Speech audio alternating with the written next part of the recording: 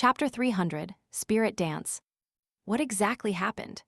Adal muttered this question softly and realized that he couldn't remember what he had done the past few days. He looked around dreamily, frightened, panicked, and confused. Who are you? Where is this place? This is your washroom. Don't you recognize it? I'm a private detective in charge of protecting you. Klein looked at the teenage boy who hadn't figured out the situation around him and chuckled in response. My house, detective to protect me, what exactly happened? Adal looked around in astonishment and murmured to himself. Suddenly, he stopped, his already pale face filled with unconcealable fear. Maybe there really are ghosts in this world. There really are ghosts. His voice was shaky, but Klein could hear two completely different feelings from his voice, fear and excitement, and these were perfectly depicted by the color of his emotions. Excited, did this boy end up provoking a wraith because of his thirst for excitement? It's true that the young are bold and unafraid of death. Klein made a preliminary guess, but he asked in confusion, ghosts. After becoming a magician, his spirit vision had been slightly enhanced, but not by much. He was still unable to see the astral projection surface deep in the ether body, and as such, unable to judge whether the target was a beyonder or not. Adal's pale face suddenly flushed red. Yes, ghosts. He flailed his arms and added, there exists a wider world beyond our senses. I'm serious. Death is not the end of everything. This line, he's indeed an adolescent. However, I think I've seen similar words somewhere. Klein smiled and said, I believe in another saying, in the face of time that is even more ancient than ancientness, even death itself will disappear. Without waiting for Adal to say anything, he took out his gold pocket watch, opened it, and said, So, how did you get yourself into the state you were in before? You were like a patient with a nervous breakdown. Adal turned his head and thought for a few seconds, then he said, I joined a society. It's not an ordinary society. We all believe that death is not the end. We can use mysticism to even sense death directly and understand that everything can be reversed. Yes, we believe that the dead can be resurrected. Klein, who had just climbed out of his grave more than a month ago, chuckled dryly. You and the others were trying to revive the dead. Death is not the end, a world beyond the senses, everything can be reversed. Mystic sensing, aren't these the teachings of the numinous episcopate? These were all created to revive death. He muttered to himself silently, in enlightenment. Yes, Adal nodded, his eyes bright but completely unable to hide his fear. Where did you get your corpses? Klein pressed. WE will secretly dig up graves, those that haven't been buried for long, or buy them from the hospital, Adal said as he recalled. It's indeed a crime that can get you thrown into jail. It's no wonder that Rogo Kalaman doesn't want the police involved. You sure are bold to get your thrills. Klein maintained his genial smile and asked, And did you succeed? Not yet. The way they looked at me during the last gathering was like they were looking at a corpse, as if they were wondering where to place their corresponding mystics. And then we danced a spirit dance and communicated with the world beyond with our senses, and then I lost all my memories since then. Adal's body began to tremble uncontrollably. Spirit dance, it really is the numinous episcopate. This fellow became a test subject for his companions. Klein frowned and asked, Your memory is disconnected from that point until now. According to the internal records of the Nighthawks, spirit dances originated from the ancient sacrificial dances that were popular in the southern continent. It was the ritual method that death loved. A spirit dance was to use the beat, rhythm, and movements to harmonize one's spirituality so that it could interact with the natural environment so as to establish an interaction with the target of the prayer. Then, combined with a simple altar arrangement and corresponding honorific name, it can achieve the effects of a more complex ritualistic magic. Yes, Adal softly replied before he suddenly raised his head. What day is it today? What time is it now? Friday morning, 1:12 a.m., Klein answered based on his memory. Adal subconsciously took a deep breath and said, I've missed the newest gathering. They conduct a resurrection ritual outside Grimm Cemetery every Friday at 3 in the morning. Grimm Cemetery got its name because it wasn't far from Grimm Garden Street. You still wish to go? Have you forgotten what had happened to you? Oh, you don't actually remember, but you should ask your father, your mother, and servants. Klein reminded the young man in front of him. And I might not be able to help you any further. He added silently in his heart. After this incident, he discovered another weakness of a magician, which was the lack of an ability to deal with wraiths and shadow-related creatures. Only the control of fire barely counted. But after those creatures possessed a human body, exorcism and purification became a problem, unless he wanted to kill both the ghost and the human. Of course, Klein wasn't completely helpless in this aspect.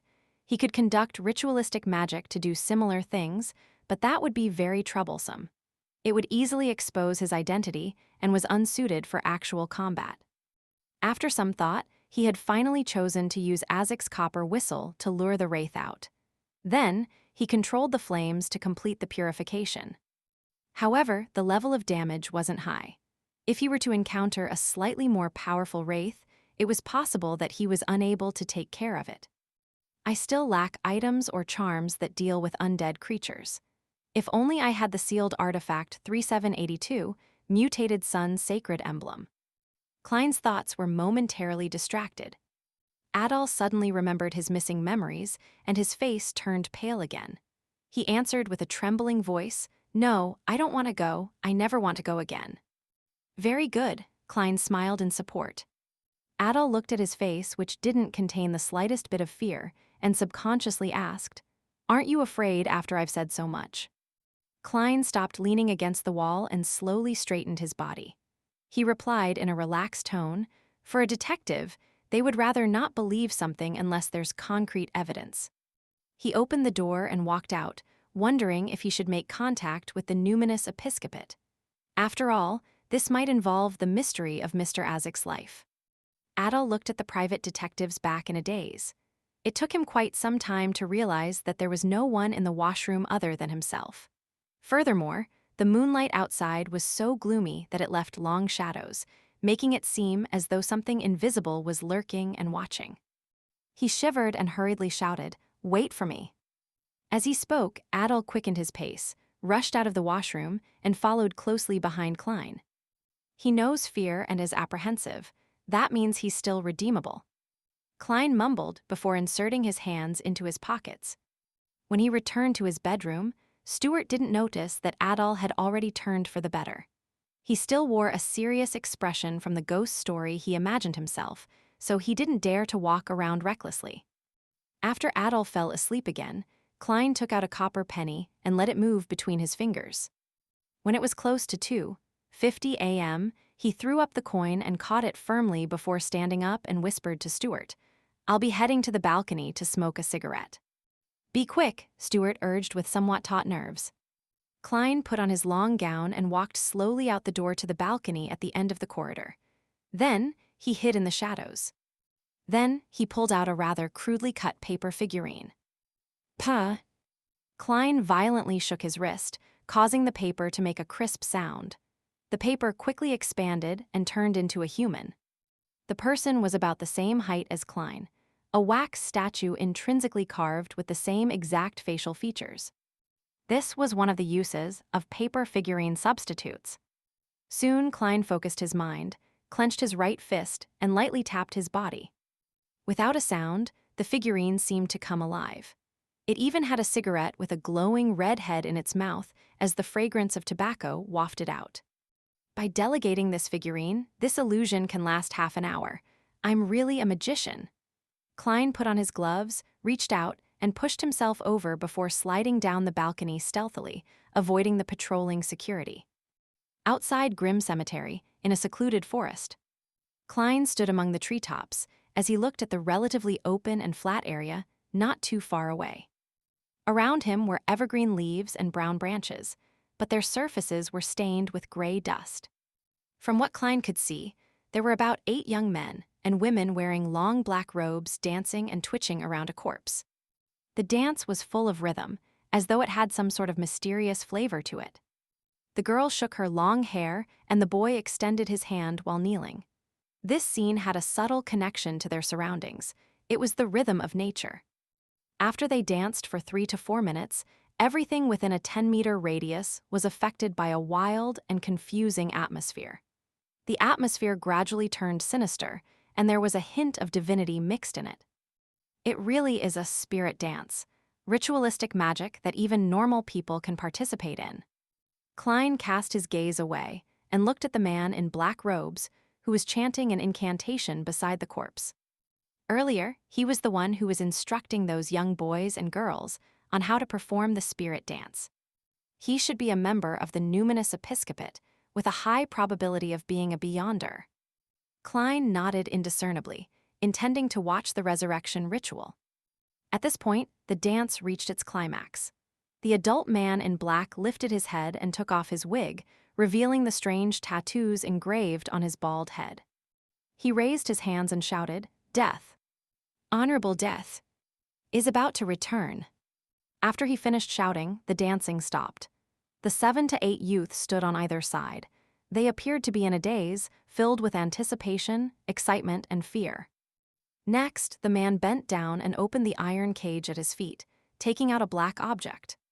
Klein looked over and saw that it was a green-eyed black cat. This works too. He was obviously stunned for a moment. Suddenly, he thought of the various folklore related to a black cat. For example, if a black cat which symbolized the evil emissary of hell jumped over a corpse, the corpse would be awakened. This was the first time Klein was seeing someone use a similar method in a ritual. The man stepped forward while restraining the black cat from struggling before throwing it at the corpse. Meow. All the black cat's hairs stood on end as it hissed and leaped over the corpse. At that moment, Klein felt like he could understand cat language. He believed that the cat must have said one word, "fuck,"